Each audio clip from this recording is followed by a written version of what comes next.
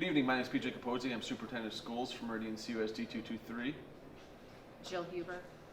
Today we are going to recap what took place at the December board meeting. We had a very important board meeting. There weren't a ton of agenda items, but they're all of great importance and consequence. So we want to review what took place at the meeting. We'll start with the levy. Every year the district is charged with producing a levy, which works within the constraints of Illinois school code and state law and works within tax provisions. This year we are looking at passing an estimated rate of 607 for our community. That is a 1.3% rate increase from last year. That is a result of two key functions. One is bond and interest payments that are increasing. Those bond and interest payments were scheduled in 2002, and we are just living within that system at this point. So we knew, anticipated, but could not control that increase. The second increase is in the IMRF and Social Security funds.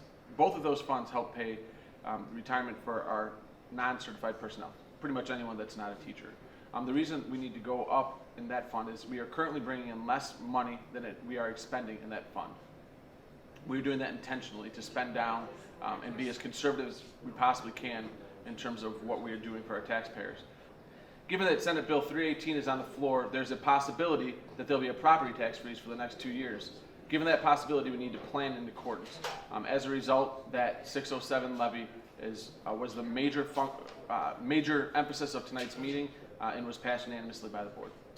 During my report this month, we had the opportunity to recognize 3 Stillman Valley High School students who have done exceptional things. Recognized Paige Adams for winning a national championship at the National Junior Horticulture Association, Kenzie Flynn for getting a 36 on her ACT, and Christina Alvarez for being a Quest Bridge Award finalist. It's great to have the students come to the meetings like that and just see all the great things that are going on in our district and that are going on with our students. Very impressed with our students. 3 other items were covered during my report this month. First was the PARC scores. PARC scores were released and received a lot of media attention last week. While we are pleased that we scored well comparatively in our area, and we are pleased that we bested the state average, we still have a long way to go, and this serves as a focus for our improvement in the future. Additionally, we talked about the reauthorization of what was formerly known as No Child Left Behind. It is now called the Every Student Succeeds Act. Any authorization of education policy at the federal level will take months, if not years, to trickle down and impact us at the local level, but the duty of the superintendent was to alert the community and the board of these changes. The last thing we covered during my report was the work that the district has begun undertaking in an attempt to improve its processes and systems. We are using the Baldrige framework to improve our functionality, to decrease our wasted time, to lean out our systems, and overall improve our functionality. The board and the community was given an example of how we are using this in one particular function of schools that is available on board book for your review. Tonight, the board approved our health, life, safety amendments. There's over 200 line items for the board to consider.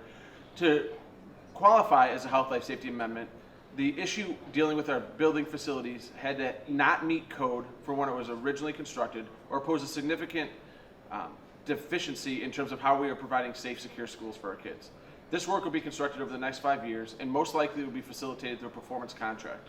In order to secure the best possible agreement for the district, the board released an RFP for performance contracting months ago, and tonight we chose Optera as our qualified provider. The next couple months we'll see contract negotiations to see if we can come to terms with Optera to provide the work to complete those 200 line items worth of health, life, safety work.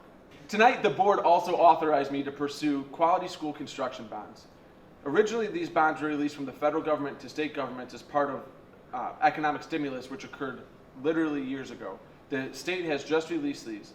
If the district is able to secure these bonds, it would mean that we're able to pursue and complete our health, life, safety work with bonds that will not accrue interest. This would literally save the district millions of dollars.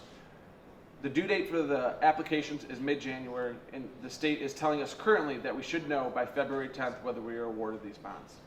Tonight, the district also authorized our architect to begin work on drawing our roof repairs. The district agreed to a $100,000 memorandum of understanding with DLA Architects, who have been our architects for several years, to begin the work to draw out what our improvements will look like in terms of our roofing. Two items on tonight's agenda were tabled for further discussion.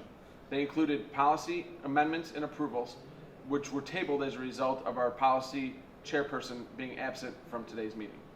Additionally, we tabled the approval of the Stillman Valley High School course guide as they're making some last-minute revisions, and this will be discussed in January. I want to thank you for taking the time to listen to this. Hopefully it was informative for you. If you have any questions, please feel free to contact me via email or phone. My cell phone number is 815-980-0310. Thank you, and make it a great day.